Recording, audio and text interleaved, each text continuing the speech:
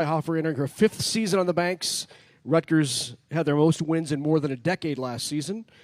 To her right, Aly Borellis, a junior setter in her first season in the Big Ten after transferring from Ole Miss.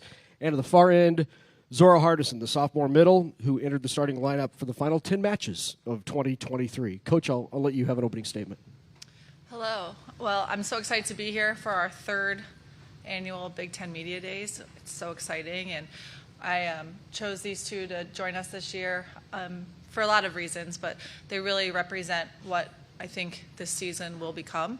And Aly obviously making the commitment to Rutgers in January, and Zora having had to step into some big shoes at the end of the season when our starting middle blocker was injured after we played Illinois. So I thought they were great representatives of the program, and again, I thank the Big Ten for allowing us this opportunity to be in front of you all. We'll open it up for questions, and just a reminder, please state your name and affiliation. Start with Peter. How's it going, Peter, for a Big Ten Plus? Aly, let's start with you. The transfer. Talk to me through the process. How did you end up at Rutgers? What was the decision? And, if there's future players, whether they're recruits thinking about going to Rutgers, how can that influence their decision? Yeah, for sure. So my experience was very quick. I entered in December, so I had about 3 weeks to really figure it out and kind of pick it. And it really just came down to the culture. And it's really hard to find culture just on a visit, but you could just tell that these were genuine people. And you could tell that they had a future that they wanted to build, and they were doing and taking all the right steps to get there. So I think for me, it was coming into an environment that had that competitive mindset, had a group of girls that really wanted to win and knew that they could. And for me, it was definitely tough, but I also was recruited by Caitlin when I was, I think, 16 during COVID. And it was just a tough situation during then, but I knew them from that point. And so using that to my knowledge, I knew that they were great people and they saw something in me that young. And so for them to want me again 2 years later, it's like they knew that they saw something and I was becoming the person that they wanted. So it just came down to family environment, it came down to the people. And I think New Jersey is a really great place to just have a college experience and just grow up there and kind of learn new things, because it is definitely different from where I'm from. But overall, it's just a really great experience, and the people is what makes it for me. I'm not going to lie, Aly's dad made me work for it a bit. So Yes, it was a quick yes. process, but and he's a business guy, so I basically had to create a business plan of what our future for the next few years with Aly in it would look like. And I guess I It worked. passed the test, Yeah. but yeah. Can you say that again? So you had to create a business plan? Well, he just wanted to know, and again, like any parent, he cared about his daughter. She was transferring from a previous institution, and so there's always pros and cons to where she was coming from and what you're walking into. No place is perfect, but sometimes in the transfer process, it can be so fast that it just seems like the grass is greener wherever you visit or wherever you go. And so he just wanted to be sure that we were checkmarking all the boxes. That was the best institution and program for his And daughter. on my visit, my dad made her write out a whole entire little sheet of everything that I wanted. Shout out my dad, but My so business degree came in handy. so everything was written out on my visit, so it was great. Shout out Mike Brels. That's awesome. That's awesome. Mike. Lincoln? Lincoln Arneal with Husker Illustrated. Kayla, can you talk about the significance of that Minnesota match last year, what it meant for the growth of the program to get a rated win, and how do you try to make that happen more often? I believe in this room before I talked about our goal sheet and how we had a list of small wins that we wanted to meet and trying to cross these off every year and to ultimately get to the big goal of making the NCAA tournament, winning a Big Ten championship, winning an NCAA championship, which has to be the end goal, right? So last year, I believe that the win versus Minnesota, it proved to, and not only proved, but also showed the world of what we are capable of as a program. And there was a lot of questions about this program, if it was possible, if we should be in the Big Ten, can we be competitive within the Big Ten, where is the ceiling for Rutgers volleyball, and getting that first ever top 25 win, I think really blew the ceiling off. So it's just exciting for the team. It was motivation for the players, I think for our future recruiting classes, and just kind of showed that my vision and reality was coming into fruition, and that we still have future opportunities to get wins like that.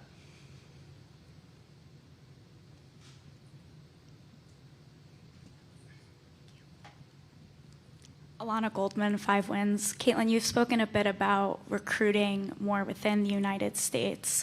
I wanted to hear a bit more about that process, and then to the players' point, how that affects culture as you bring in new people. So it's not unknown that when I first took over the Rutgers program, it had been significantly internationally dominated within the roster. And so I felt that it was important, in order to build the Rutgers brand within the United States, we needed to recruit domestic players. There is an importance to grow a fan base within the United States. And now that we have put effort into recruiting domestically, we're able to really have a true audience wherever we go and wherever we play, and not only from parents but also from boosters and other friends. I will never eliminate our international recruiting. As you'll see this year, we have 3 or 4 international players, but I can't think of exactly the right, no, 4, sorry. But Rutgers is a true destination for an international student. We're a 45-minute train ride from Manhattan, so it's a true destination for any student, but having 3 major airports so close by, it is interesting for an international student. But I have felt that I wanted to use the relationships that I had and that my staff had with domestic clubs, and we've been very successful doing so. I recently was told by a club in a Big Ten, I won't say which one, but a Big Ten state, that I was turning that state into New Jersey. So that was interesting. That happened to be Nebraska, but no.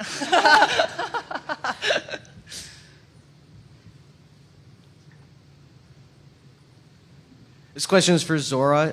You're one of the youngest people here this whole week, these whole 2 days. What's the experience been like for you so far, getting the call midway through last season, finishing strong, and now being amongst the elite of the Big Ten? So honestly, my team is very amazing. They helped me adjust really quickly. I think having that experience has helped for this season, coming in, helping with our freshman Natalie with her adjustment, because she'll be playing as well. So I think honestly, it's just helped our game improve. Zora is one of the most coachable athletes that I have personally. Aaron Ferguson, Wisconsin State Journal. Aly, what is it like transitioning to a whole new team and having to learn players' tendencies? And for Zora, how has she, I guess, gotten acclimated to the team and really handled that job? Yeah, I would say coming in, it's definitely stressful. It's scary. It's a new experience. But for me, I'm just very blessed to have a group of girls on this team that just want me to feel comfortable. And I think a lot of people just say that, but it's true. The whole time they've made me feel at home. They've always reached out. They always wanted to get to know me. And I think knowing that these players believe in me, it makes it easier on the court. And so when I felt that family environment off the court, once I was able to play, I felt that I could really help this team and I could be confident and I could use what I've learned in the SEC to bring it here to this team and see what works and stuff. But yeah, I would just say that it's definitely different and it's scary because it is, at least for me, across the United States, but it's been nothing but home for me. And I think these girls are just so incredible and no one really sees it when they're playing, but some really, really good group of girls, and it's made my adjustment just so much easier. Aly, she's such a bubbly person, overall, so finding that connection in person helped 100 times more just in the game playing with her. She made it easy to connect with her as a setter and hitter, and she's just done an amazing job adjusting to the new team. And from a coaching standpoint, I think having Abby Dietering on staff with us, who has set in the Big Ten, I believe that was a big reason why Aly chose Rutgers, was that she was going to be trained under Abby in a setting role, and so their connection and the relationship that they were able to develop over the spring, it's much easier to bring in a setter transfer in January than it would be in June, because you have the ability to create that dynamic throughout the spring.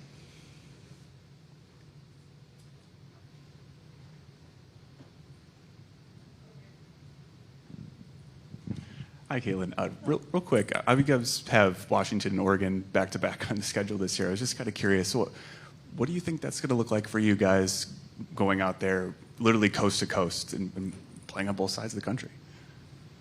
I think it's going to look awesome. We have an airport 25 minutes away from us. I mean, Newark Airport is so easy to get to, and we've looked at all different travel options, whether it was charter, whether if it was commercial flights, and I have a very good friend who also coaches at Oregon State, so I asked her about what the travel was like between Washington and Oregon, and she was like, okay, we'll do this and then drive this time, and so to make it all easier. So I've used my resources wisely in that sense, but it's going to be new for everyone, right? It's a first year, so there's going to be a learning curve, and it's actually my first time ever out to Oregon, so I'm really excited about the opportunity to play out there. I've been to Seattle before. I've never played at Washington, but I've been to Seattle before, so I think our players are really excited about it. Obviously, USC and UCLA are coming and playing in New Jersey, so that's going to be their challenge, but Big Ten travel is tough whenever. Just Oregon might be easier to get to than Lincoln, Nebraska. So, or who knows? But we'll find out this year.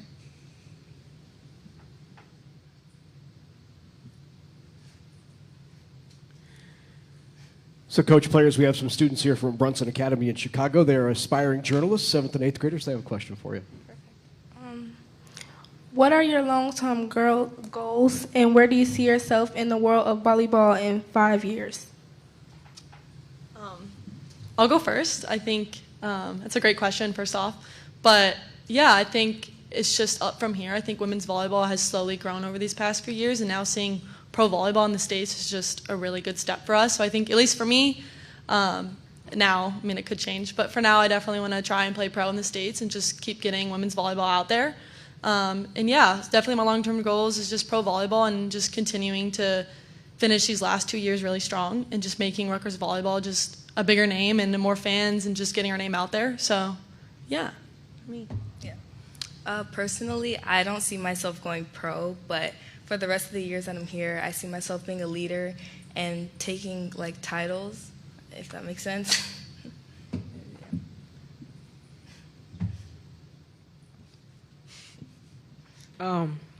What is one memorable game for you? Definitely Nebraska last year. I had a lot of self-doubt, coming into the Big Ten and playing, but I think I showcased my skills, and to be able to bring that this season, I'm very excited to. Kaylin, you have a little more challenging non-conference. You've been playing Miami, Colorado, Arkansas, LIU also made the tournament last year too. Was that intentional, and what do you hope to gain out of that type of schedule? It was very intentional. We looked at scheduling this year very differently than we had in the previous years.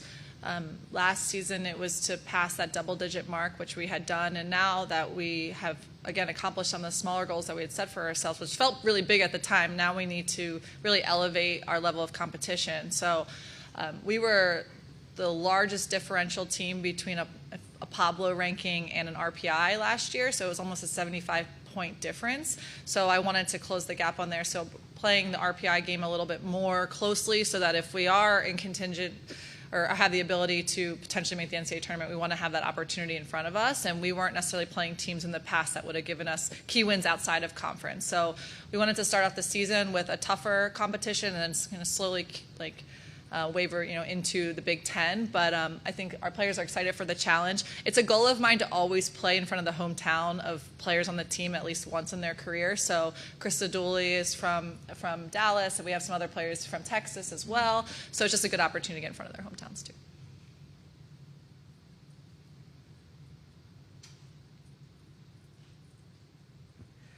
Coach, I've recently talked to Coach JoJo over at St. John's, and one thing she said is, you don't understand how much the sport is growing in the East Coast, and you mentioned earlier in terms of not, quote, per se having to get international recruits. Talk to me through the process, though, of talking with the younger players that are in club earlier on, wanting to stay in that Northeast area.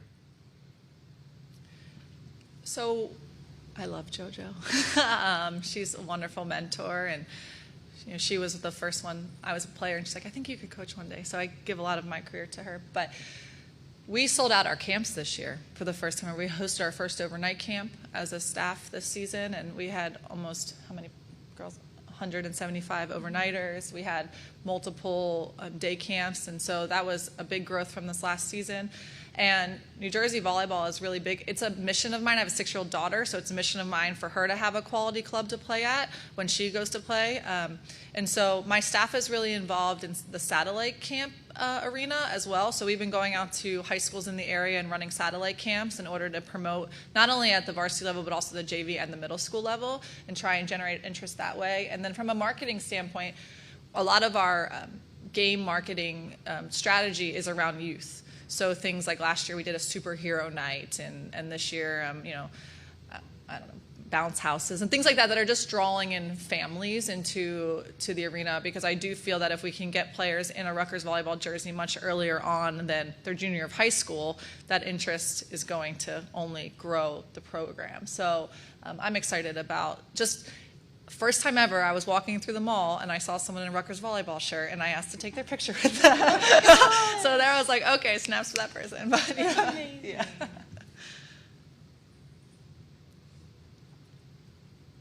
Any other questions? Caitlin, you mentioned this checklist that you have of small wins, right? How much progress have you made against that checklist? Where are you at, and where do you think you are in getting the program to where you want it to be? So many things have been crossed off that list. I mean, we've achieved a lot of the goals: top 25 win, all Big Ten attacker, all Big Ten setter. We didn't finish in last place in the Big Ten. I mean, there was a lot of things that needed to be checked off that list. And like I said at the very beginning of this press conference, we were in the process of proving to people that we could be competitive. And so those things were needed in order to create, to lessen the doubt. And now that those goals have been achieved, now it's just about showing people that we can win.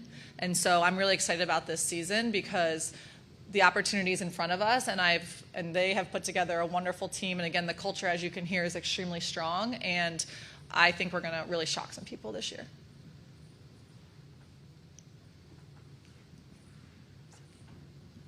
How did you get into coaching for volleyball? Oh boy. Well, as I mentioned, my college coach kind of planted the seed, but I actually started working in Manhattan after I graduated from college. I worked in a public relations agency, and I handled for Johnson & Johnson and Ulta. So I handled PR, and I really missed volleyball, so I started coaching part-time at the Fashion Institute of Technology at FIT. And after that, I moved back home to Pennsylvania to help my mother with her business.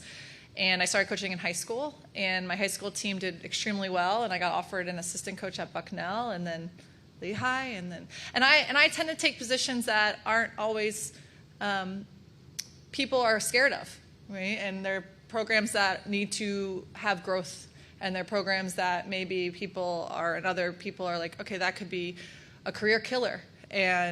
But putting a lot of energy and faith into that, if all the pieces are in place, if the administration is in place, and if the resources are in place in order to be successful, that why not? Why not the LaSalles of the world? Why not the Rutgers of the world? And I think these players, when I recruit them, we had that exact same conversation as to why not. And so I love coaching, and I really love seeing the growth of my players, and it's just a really fun career path. Final question. Coach, you mentioned the inroads you've made in Nebraska. You have to replace Madison Chitty, a four-year starter. One of those people that could replace her is Kenzie. Mm-hmm. What kind of opportunity does Kenzie have in front of her? What do you like that she brings to the team? Yeah, Kenzie has huge opportunity in front of her. She was able to play in a DS role for us last year. That had really always been the plan, was that we would have Madison Chitty remain as the libero, and then Kenzie kind of fill her role, and that's how we recruited. And Kenzie's taken a lot of ownership of that. She's put on a lot of strength. Her biggest weakness last year was just her ability to control really hard-driven attacks, and her serve-receive is where she spent most of the time in the spring perfecting.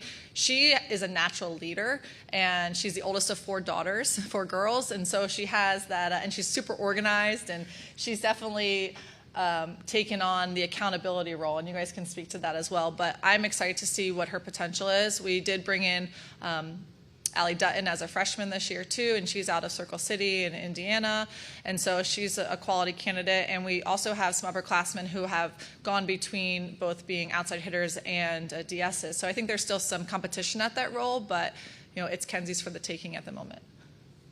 Yeah, I would just say, speaking of Kenzie, I think Kenzie is one of those people that you just feel so calm on a court with, and I think even if the game is like really fast-paced and it's super stressful, she is so incredible at just like letting us breathe and reset, and I feel like I always can count on her, and I'm sure Zora can attest to this, but she just has that aura to her that you can just rely on her for anything, and it's really hard to find. So.